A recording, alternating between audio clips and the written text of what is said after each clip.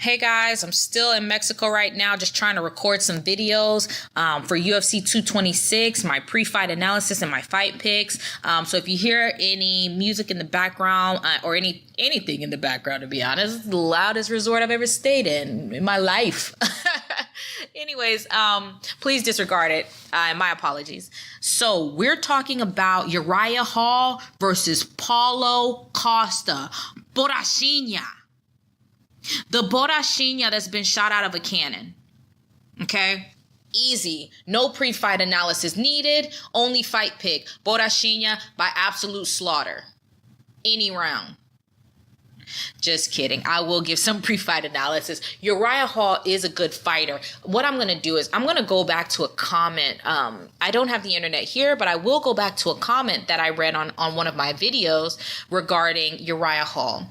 The comments are put, Uriah Hall, basically he put that Uriah Hall is a good fighter. He just gets into his own head. You know, I'm paraphrasing. I'm just doing this from memory, but he basically said that Uriah Hall gets into his own head too much. Like his head isn't in the game and he doesn't necessarily focus. And I had to go back. When I read that comment, I had to go back and watch some of Uriah Hall's fights on Fight Pass. And that is it. He hit the nail he hit it right on the head. It's not that he's a bad fighter. I've been actually thinking to myself, man, Uriah Hall just doesn't have it. He's a flash in the pan. That's what I thought. But he's not really a flash in the pan.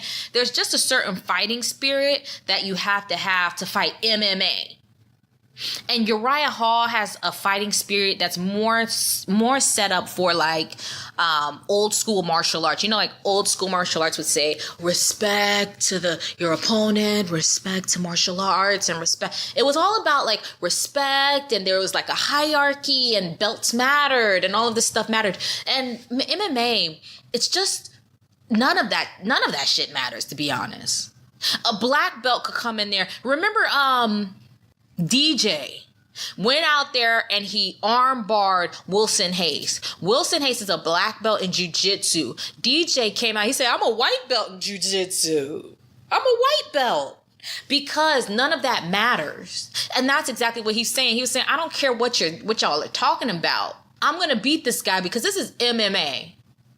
And you know, DJ is one of those guys who definitely channels MMA. I mean, he channels the spirit of what MMA is. It's just such a complex fight against the physical, your physical body telling you something and your mind pushing you again to pushing your body for greatness.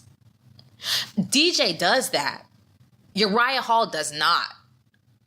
Paulo Costa, we're not sure if he does or if he doesn't. He has fought in Brazil a lot. We've seen him on the Brazil cards. We've seen him getting the pop, getting the punch, where, you know, if he throws a kick, the whole crowd, the whole crowd is screaming. Now, this is going to be in Vegas. Nobody's screaming just because you're Brazilian. We're going to be screaming because you just look amazing. I hope that he looks amazing.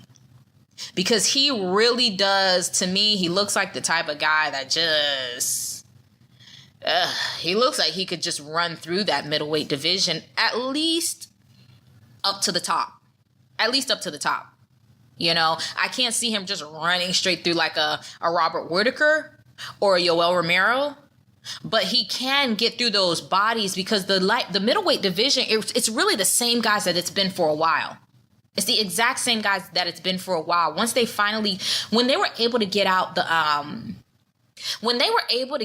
the Anderson Silvas and just those old guys, there was an old breed in there. When they were able to push those guys back a little bit, it's just been the same guys ever since then. It really has been. And Chris Weidman, Jacare, Yoel Romero, and then there's that other guy, the model, Luke Rockhold. Those four guys have kind of been the guys in middleweight. Rockhold has come off of so many losses at this point that, you know, there's nothing that he can. I think that he just needs to rack up some wins or move to another division. So he's kind of out of the running, but it's still Weidman. Jacare took some losses, but he's still right there. That was a controversial loss that he just had against Kelvin Gastelum. And then Yoel Romero, everything, he's controversial too, but for some reason he's still right there. It's the same guys. Borrachinha needs to go out there and beat enough people to get up there to that top echelon where he can challenge himself. I think that he's going to absolutely run through Uriah Hall. He has to. He has to run through Uriah Hall. Uriah Hall has been beat by Derek Brunson. He's been beat by Robert Whittaker. Borrachinha needs to go out there and just kind of starch him, run through Uriah Hall, because Uriah Hall is just a mental case. He doesn't know how to channel MMA. If he can get out there and just channel MMA, channel that MMA spirit, maybe he'll be able to get a win, but will he be able to get a run? I don't know. And Borrachinha needs to be able to beat guys like that, these older guys.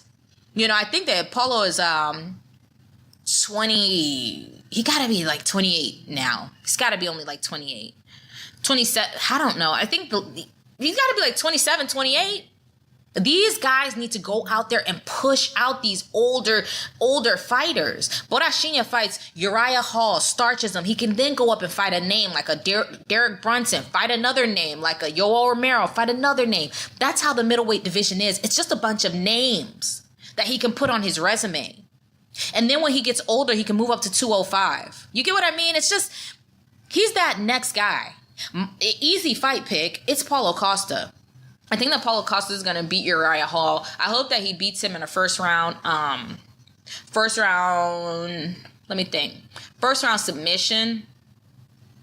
Yeah, first round submission. I think that if he can get Uriah Hall on the ground, Uriah Hall is going to be like a fish out of water.